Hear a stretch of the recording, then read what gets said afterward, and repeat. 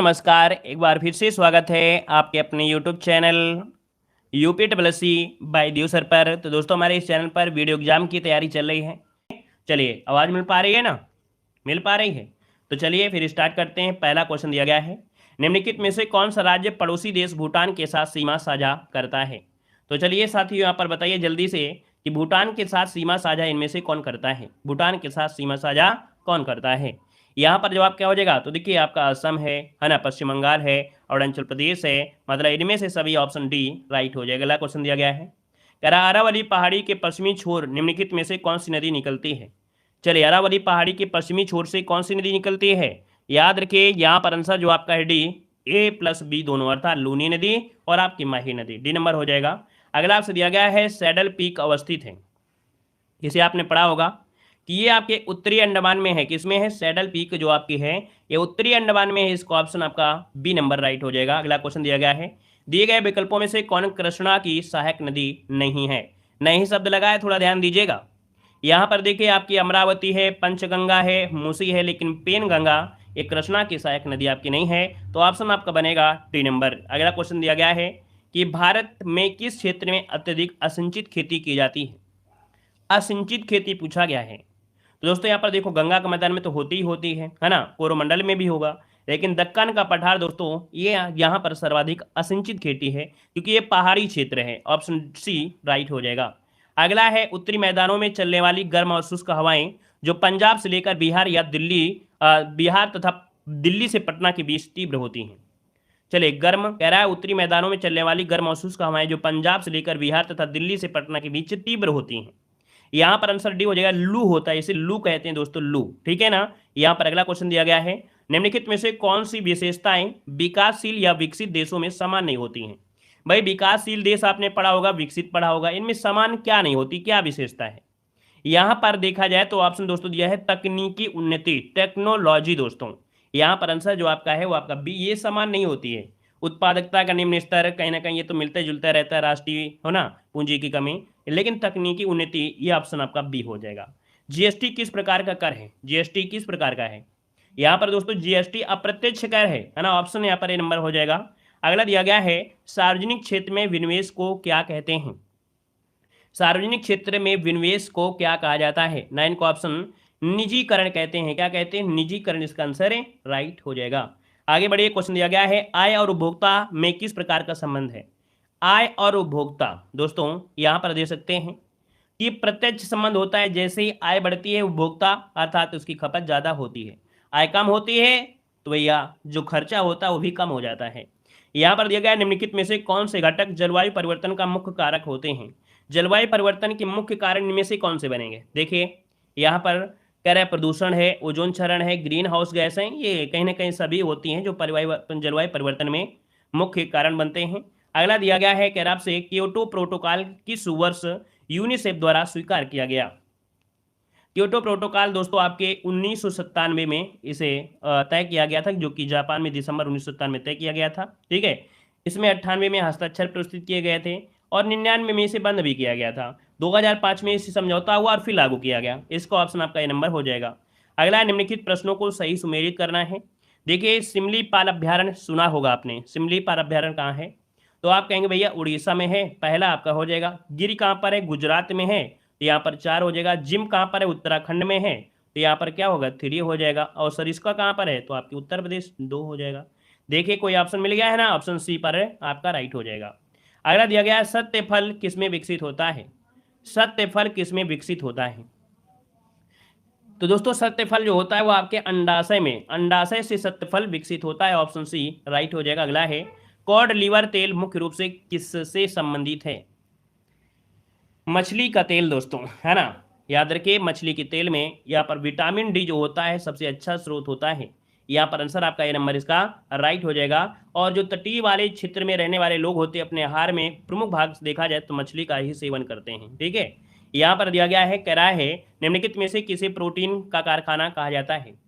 किसे प्रोटीन कारखाना कहा जाता है? प्रोटीन, यहाँ पर आंसर आपका सही हो जाएगा आपका राइबोसोम को दोस्तों। राइबोसोम ये प्रोटीन क्या करता है? संश्लेषण करता है, इसलिए इन्हें कोशिका का प्रोटीन का कारखाना भी कहा जाता है। तो नोट करिएगा, नया क्वेश्चन मिला हो तो एक बार सभी लोग स्क्रीनशॉट ले लीजिएगा। अगला क्वेश्चन दिया गया है कि वह जीव जिनमें केंद्रक झिल्ली का अभाव होता है उसे क्या कहा जाता है। वह जीव जिसमें केंद्रक झिल्ली का अभाव होता है उसे क्या कहते हैं। यहाँ पर आपका 17 नंबर में, तो नोट करिएगा, इसे बोलते हैं प्रोकैरियोटिक। क्या बोलते हैं? प्रोकैरियोटिक कहा जाता है। ठीक है, जिन जीवों में केंद्रक झिल्ली वाली कोशिकाएं उनको सुकेंद्री कहा जाता है। तो इसका ऑप्शन आपका बनेगा डी नंबर। अगला बताइएगा, कह रहा है निम्नलिखित में से कौन संशोधित भूमिगत तना का एक उदाहरण है। भूमिगत तना का एक उदाहरण है दोस्तों, देखिए संशोधित भूमिगत तना। दोस्तों जो आलू होता है, आप देखे होंगे आलू को बोते हैं और आलू से आलू निकल आती है। यहाँ पर आंसर आपका जवाब हो जाएगा, जिसे बोलते हैं रूपांतरित भूमिगत। ठीक है, आलू आंसर हो जाएगा। अगला दिया गया है, निम्नलिखित में से कौन सा कथन फ्लोएम के बारे में सही है। देखो फ्लोएम पानी और खनिजों का परिवहन करता है। क्या बात सही दी गई है? क्या क्या ये बात सही दिया गया है क्या भाई? यहाँ पर अगला पॉइंट दिया गया है, फ्लोएम फोटोजेनेटिक उत्पादों का परिवहन करता है। यहाँ पर ये वाला पॉइंट आपका सही लग रहा है। फिर दिया गया फ्लोएम पौधों को सहारा देता है, नहीं। यहाँ पर आंसर आपको बी नंबर लगाना है। फ्लोएम जो होता है फोटोजेनेटिक उत्पादों का परिवहन करता है। ऑप्शन आपका बी नंबर राइट हो जाएगा। आगे बढ़िए, क्वेश्चन दिया गया है कि स्थलीय हरे पौधों की पत्तियों से कितनी मात्रा में उपलब्ध सौर ऊर्जा को खाद्य ऊर्जा में परिवर्तित किया जाता है। दोस्तों यहाँ पर देख सकते हैं, जो स्थलीय हरे पौधे होते हैं इनकी पत्तियों से कितनी मात्रा में उपलब्ध सौर ऊर्जा को खाद्य ऊर्जा में परिवर्तित करते हैं। यहाँ पर आंसर आपका 20 नंबर में क्या बनेगा? 20 नंबर का ऑप्शन 1%। याद रखिए मात्र 1% होता है। ठीक है, 1% होता है। ए नंबर आपका हो जाएगा। अगला दिया गया, कैल्शियम कार्बाइड का उपयोग हरे फलों को पकाने के लिए किया जाता है क्योंकि यह बनाता है दोस्तों एसिटिलीन। क्या बनाता है? एसिटिलीन, जो कि ऑप्शन बनेगा आपका ए नंबर। अगला क्वेश्चन दिया गया है, एन कोष में अधिकतम इलेक्ट्रॉनों की संख्या इनमें से क्या है। चलिए, एन कोष में अधिकतम संख्या कितनी हो सकती है? तो यहाँ पर देखिए जो आपका 32 है ना, कितने? 32। ऑप्शन बनेगा यहाँ पर डी नंबर राइट हो जाएगा। अगला दिया गया, आवर्त सारणी के उस समूह का नाम बताएं जिसमें ऐसे तत्व हैं जो सभी गैसें हैं। सभी गैसें जो आपको मिलेंगी किस में मिलेंगी? सभी जो गैसें हैं ये कौन सी आवर्त सारणी में आपको देखने को मिलेंगे, जल्दी से बताइए।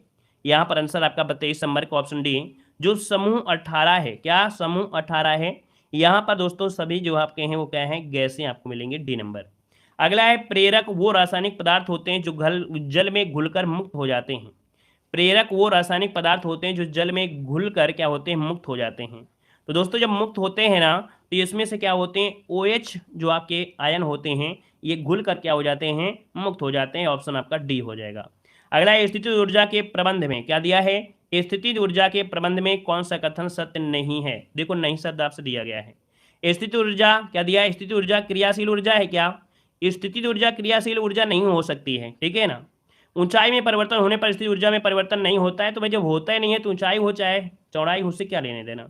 स्थितिज ऊर्जा संचित ऊर्जा नहीं होती, नहीं शब्द क्या दिया है? अगर यहाँ पर स्थितिज ऊर्जा संचित ऊर्जा होती तो सही हो जाता, लेकिन नहीं लगा दिया है। सभी ऑप्शन असत्य दिए गए हैं साथियों। अगला, निम्नलिखित में से कौन सी तरंग अनुप्रस्थ नहीं है? तो अनुप्रस्थ तरंग की अगर बात किया जाए तो देख लेते हैं, इनमें से यहाँ पर नहीं शब्द आपसे दिया गया है। ठीक है, 26 नंबर में। चलिए, पहला पॉइंट दिया गया है, स्थिर जल में पत्थर फेंकने में उत्पन्न तरंग, ये तो आपके अनुप्रस्थ बनेंगी ही बनेंगी। भूकंपी तरंगों में एस तरंगे होती हैं, ये भी आपका सही बनेगा।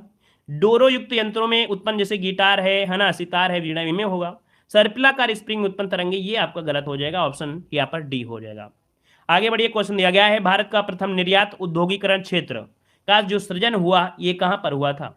यहाँ पर बताइएगा आपका आंसर में से राइट क्या हो जाएगा कि भारत का प्रथम निर्यात उद्योगीकरण क्षेत्र का जो सृजन हुआ दोस्तों ये कहाँ पर हुआ था? 27 का ऑप्शन देना है। आपका जो 27 का ऑप्शन है इनमें से राइट क्या हो जाएगा? चलिए जल्दी से बताइए, यहाँ पर आंसर आपका बनेगा क्या?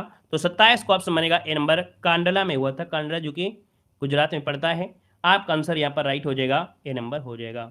चलिए फिर आगे बढ़िए, क्वेश्चन आपसे अगला पूछा गया है कि भारतीय पंचवर्षीय योजनाओं का प्रमुख उद्देश्य क्या है? चलिए बताइएगा। कह रहा आपसे यहाँ पर भारतीय पंचवर्षीय योजनाओं का प्रमुख उद्देश्य जो है वो आपका है क्या? यहाँ पर आंसर आपका जो बनेगा 28 नंबर में वो क्या बन जाएगा? तो दोस्तों आपसे बनेगा कि स्वावलंबन एवं विदेशी सहायता पर निर्भरता कम करना। ठीक है, यहाँ पर जो विदेशी सहायता उनको निर्भरता कम करना, यहाँ पर आंसर आपका बनेगा आपका बी नंबर है। और आगे बढ़ लीजिए, अगला क्वेश्चन दिया गया है, भारतीय चारागाह एवं चारा अनुसंधान स्थित है। भारतीय चारागाह एवं चारा अनुसंधान जो आपका है ये आपका कहाँ पर स्थित है? देखिए 29 नंबर में। आपका राइट यहाँ पर हो जाएगा सी, याद रखिए झांसी में है। कहाँ पर है? झांसी, ऑप्शन राइट हो जाएगा। आगे बढ़िए, क्वेश्चन आपसे दिया गया है संविधान के किस अनुच्छेद के अंतर्गत किसी व्यक्ति की विदेशी यात्रा के अधिकार को संरक्षण प्रदान करता है? तो संविधान के किस अनुच्छेद के अंदर किसी व्यक्ति की विदेशी यात्रा के अधिकार को जो संरक्षण मिलता है, ये मिलता है आपके ऑप्शन बी, याद रखिए अनुच्छेद 21 में आपका है, option B number A right हो जाएगा। और आगे बढ़िए, क्वेश्चन दिया गया है कि सेवा के अधिकार की अवधारणा सर्वप्रथम किस देश में प्रारंभ हुई थी? चलिए बताइएगा, आपका आंसर में से क्या हो जाएगा। कह रहा है सेवा के अधिकार की अवधारणा सर्वप्रथम किस देश में प्रारंभ हुई थी? नोट करिएगा, आपका यहाँ पर आंसर इनमें से क्या हो जाएगा। चलिए 31 नंबर जो ऑप्शन दिया गया है 31 नंबर, वो आपका ब्रिटेन, इसका आंसर राइट हो जाएगा, ब्रिटेन हो जाएगा। आगे बढ़िए, क्वेश्चन दिया गया है भारत के राष्ट्रपति अपने शक्तियों का प्रयोग करते हैं। चलिए भारत के राष्ट्रपति अपने शक्तियों का जो प्रयोग करते हैं, है ना, तो भैया आप ही बताइएगा राष्ट्रपति अपने शक्तियों का प्रयोग किसके द्वारा करते हैं? तो यहाँ पर नोट कर लीजिएगा 32 का ऑप्शन जो बनेगा वो आपका बी, सीधे अथवा अस्थिर अधिकारियों द्वारा होता है। यहाँ पर आंसर है राइट, इसका आंसर है राइट हो जाएगा। ठीक है, सीधे अथवा अधीनस्थ अधिकारी, अधीनस्थ मतलब कह सकते हैं जो आपके लोकसभा या राज्यसभा जो भी होते हैं, मंत्री जिसे बोलते हैं मंत्री। ठीक है, आगे बढ़िए, क्वेश्चन दिया गया है निम्नलिखित में से कौन सा एक गैर संवैधानिक निकाय है? गैर संवैधानिक निकाय है, आपसे पूछा गया है। चलिए यहाँ पर 33 नंबर आपसे दिया गया है, 33 नंबर, और जल्दी से बताइएगा गैर संवैधानिक निकाय में देखिए 33 नंबर में क्या क्या पॉइंट आपके हैं। तो देखो राष्ट्रीय मानव अधिकार आयोग, ठीक है, राष्ट्रीय मानव अधिकार आयोग आपका दिया गया है, वित्त आयोग दिया गया है, और आपका दिया गया है क्या यहाँ पर केंद्रीय अन्वेषण ब्यूरो, ये आपका नहीं है दोस्तों, और लोकपाल आपका है यहाँ पर। तो ये गैर संवैधानिक निकाय, मतलब 33 का ऑप्शन यहाँ पर क्या हो जाएगा सी, 1, 3 और 4। वित्त आयोग भी आपका है, कुछ सही नहीं बन रहा है। गैर संवैधानिक निकाय में दोस्तों राष्ट्रीय मानवाधिकार हो गया, वित्त आयोग तो आपके देखिए अनुच्छेद में आपको मिलेगा ही मिलेगा। ठीक है, अन्वेषण ब्यूरो आपको, हाँ देखिए यहाँ पर जो आपका राष्ट्रीय मानवाधिकार है और केंद्रीय अन्वेषण ब्यूरो है और लोकपाल, ये आपके गैर संवैधानिक है, ऑप्शन सी राइट हो जाएगा। आगे बढ़िए, क्वेश्चन आपसे अगला पूछा गया है, यहाँ पर दिया गया है जनसंख्या नियंत्रण परिवार नियोजन संविधान के 7वीं अनुसूची के किस सूची के विषय में आपका आएगा? यहाँ पर देखिए आपका आंसर इनमें से क्या राइट हो जाएगा। चलिए 34 नंबर का जो ऑप्शन आपका है वो सी हो जाएगा, समवर्ती सूची। ये किस में आते हैं? तो आपके समवर्ती सूची में आते हैं, ऑप्शन आपका बन जाएगा सी नंबर है। आगे बढ़िएगा, राज्य सरकार का कार्यकारिणी अध्यक्ष या संवैधानिक प्रमुख कौन होता है? राज्य सरकार का पूछा है, और राज्य सरकार का होता है राज्यपाल। देखिए पहला ये ऑप्शन राइट हो जाएगा। अगला दिया गया निम्नलिखित में से किस समिति या आयोग ने न्याय पंचायतों के गठन की सिफारिश की थी? न्याय पंचायत के गठन की सिफारिश जो किया वो किया था अशोक मेहता समिति ने किया था। ऑप्शन आपका बनेगा यहाँ पर आपका बी नंबर है, अशोक मेहता समिति हो जाएगा। अगला दिया सूची फर्स्ट को सूची सेकंड से क्या करना है, आपको सुमेलित करना है। देखिए यहाँ पर जो आपका दिया गया है मंत्रिमंडलीय सरकार ब्रिटेन से संबंधित है, ये स्रोत आपका है। केंद्रीय राज्य संबंध कनाडा से है, आपात जर्मनी से है, और मूल अधिकार अमेरिका से है। मतलब 1, 2, 3, 4 जो आपका दिया है पहला ऑप्शन यही पर आपका राइट हो जाएगा। आगे बढ़िए, क्वेश्चन आपसे दिया गया है, यहाँ पर कह रहा है सल्तनत काल में राजस्व विभाग का प्रमुख क्या कहलाता है? चलिए बताइएगा कि सल्तनत काल में राजस्व विभाग का प्रमुख कहलाता है इनमें से क्या? यहाँ पर आंसर आपका 38 नंबर का जो बनेगा इनमें से क्या हो जाएगा? यहाँ पर हो जाएगा आपका वजीर। याद रखिए राजस्व विभाग का प्रमुख जो आपका था वो वजीर होता था, ऑप्शन ये बनेगा। अगला है चार बागान बनाने की परंपरा की शुरुआत किस शासक के समय हुई थी? यहाँ पर 39 नंबर में देखिए आपका जवाब हो जाएगा अकबर के समय। ठीक है, अकबर आपका आंसर है, राइट हो जाएगा। अगला है मंदसौर अभिलेख निम्नलिखित में से किस शासक से संबंधित है? चलिए बताइएगा मंदसौर अभिलेख किस शासक से संबंधित है? जवाब हो जाएगा आपका ये आपके यशोवर्मन से है। ठीक है, यशोवर्मन, विष्णुवर्मन आपने नाम सुना होगा, यशोवर्मन से आपका संबंधित है। मध्य प्रदेश में ये शिलालेख आपका है जो संस्कृत भाषा और गुप्त लिपि में लिखा गया है। अगला दिया गया है ह्वेनसांग के संबंध में कौन सा कथन गलत दिया गया है? हर्षवर्धन के शासनकाल में आया था कौन? ह्वेनसांग, सही है। इसका भ्रमण वृत्तांत सियुकी में है, ये भी सही दिया है। ह्वेनसांग ने बुद्ध की प्रतिमा के साथ साथ सूर्य और शिव की प्रतिमा का भी पूजन किया है, ये भी सही है। दोस्तों इनमें से सभी ऑप्शन जो आपके सत्य हैं, इसका मतलब ऑप्शन डी वाला राइट हो जाएगा, सभी सत्य हैं, गलत कोई नहीं है। अगला है सिंधु सभ्यता के प्रमुख स्थल रोपड़ किस नदी के किनारे स्थित है? रोपड़ किस नदी के किनारे स्थित है? 42 का ऑप्शन डी हो जाएगा आपके सतलज नदी हो जाएगा। ठीक है, सतलज नदी के किनारे है और ये हिमाचल प्रदेश की सीमा के पास बसा हुआ है। अगला दिया गया है कि उत्तरकालीन मुगल सम्राट में सर्वाधिक समय तक शासन किसने किया?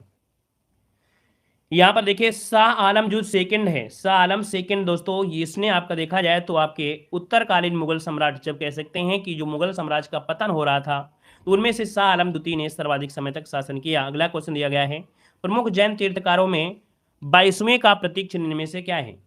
22वें जो आपके थे जैन, उनका प्रतीक चिन्ह पूछ लिया है। तो दोस्तों 22वें आपके जो थे वो ऑप्शन बनेगा यहाँ पर शंख। क्या हो जाएगा? शंख हो जाएगा, इसका आंसर है राइट हो जाएगा। 20वें नंबर के जो थे उनका कछुआ था, ठीक है। 21वें नंबर के थे नीलकमल था, 22वें नंबर के शंख था, और 23वें नंबर में पार्श्वनाथ थे जो कि आपके सर्प थे। अगला क्वेश्चन दिया गया है, लंगर व्यवस्था को किस गुरु ने स्थायी बना दिया था? लंगर व्यवस्था को स्थायी ये बनाए थे गुरु अंगद ने। इसको ऑप्शन आपका डी नंबर है, राइट हो जाएगा।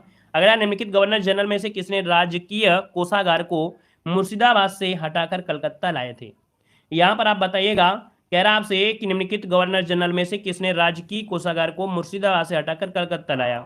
46 को ऑप्शन यहां पर आपका राइट क्या हो जाएगा? राइट आंसर ये हो जाएगा वारेन हेस्टिंग। क्या हो जाएगा? वारेन हेस्टिंग, जिसका आंसर है राइट हो जाएगा। कह रहा है पहली बार स्वराज्य शब्द का प्रयोग जो किया गया वो कब किया गया था? पहली बार किया गया था दोस्तों 1906 में। कब? 1906, इसका आंसर बी बनेगा।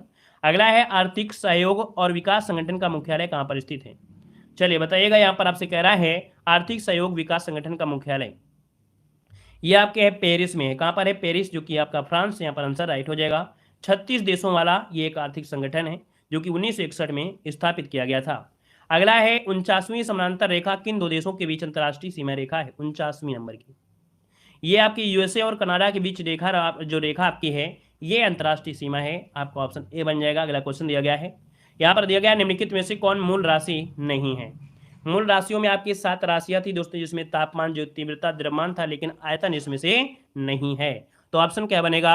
यहाँ पर डी नंबर हो जाए। तो चलिए फिर आज की क्लास से रखते हैं। सभी को जय हिंद, सभी को वंदे मातरम, गुड नाइट, सभी को शुभ रात्रि।